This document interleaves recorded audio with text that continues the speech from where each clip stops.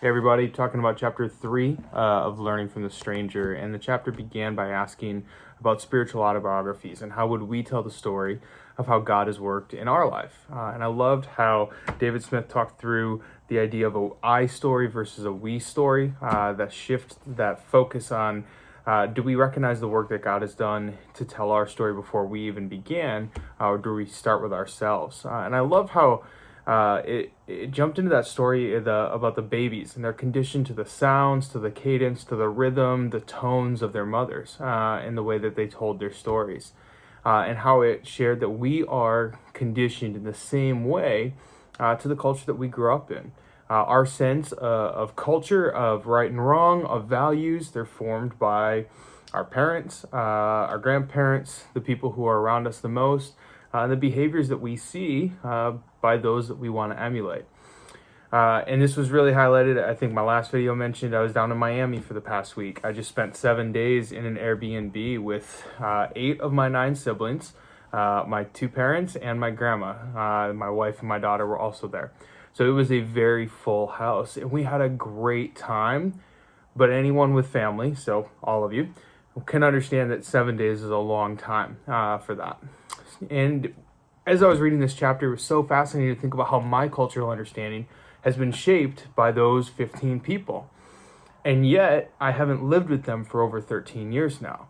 And so much of me, the Mark who is now 31, is shaped by other cultural voices, and those came to light in this week, right?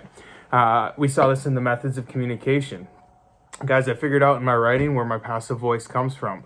The number of times I heard passive voice was crazy. We are needing to leave soon. No, we need to leave soon. My professors would not like the way you're talking right now. I saw it come out in the way that we talked about what is considered embarrassing. Whether it was the dance floor at the wedding, the way that some of my siblings and myself we maybe have different values than my parents now, as to how we talk about different things, the music we listen to when we're driving around town, and even the presence of alcohol, right? So my sister at her wedding had alcohol. She had an open bar, and these were some of the things that my grandma really struggled with because she comes from a different generation. I loved on page 46 where it talked about the main sanction that keeps us within the bounds of appropriateness is embarrassment. And for some of my siblings, that looks a little different, but we saw that happening this week, is that was a sanction of sorts. And then I also saw kind of the cultural voices that shaped about assumptions of shared values. I'll use some passive language here. It was revealed during this past week that my voting interests do not lie with the current sitting president in the upcoming presidential election. And that caused a bit of a stir with my family because there was an assumption that to be in our family meant that you voted a specific way and that you believed certain things. And so it was fascinating in this week.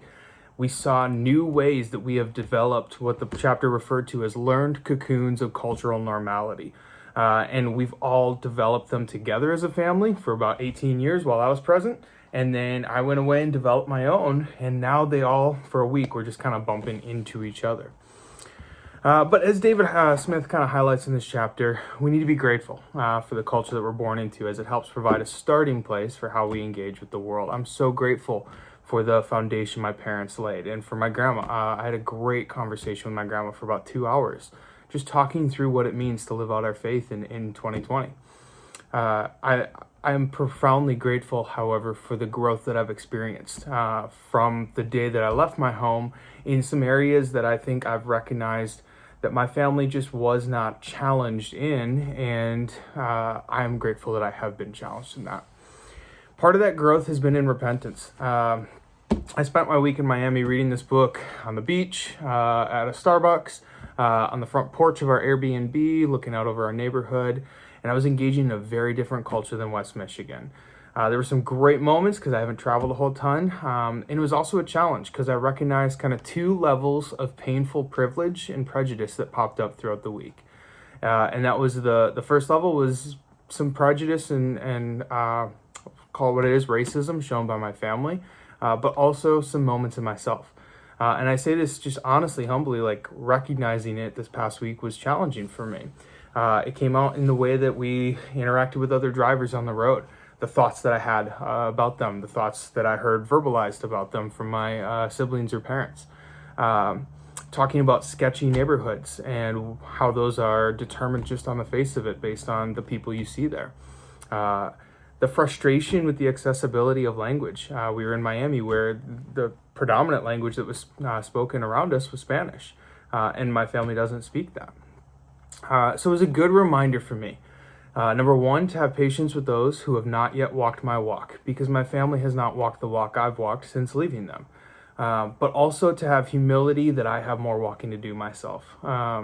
This past week, I said twice out loud, to be honest, that action sentence idea is racist. And one of those times was actually at myself. I paused when I recognized in the moment what I just thought was absolutely racist. And that is something that was challenging, and I'm still honestly a little shook by it because I stepped out of the cultural cocoon of West Michigan and was challenged in a new way this past week. So I'm running a little long. Hopefully you're still tracking with me.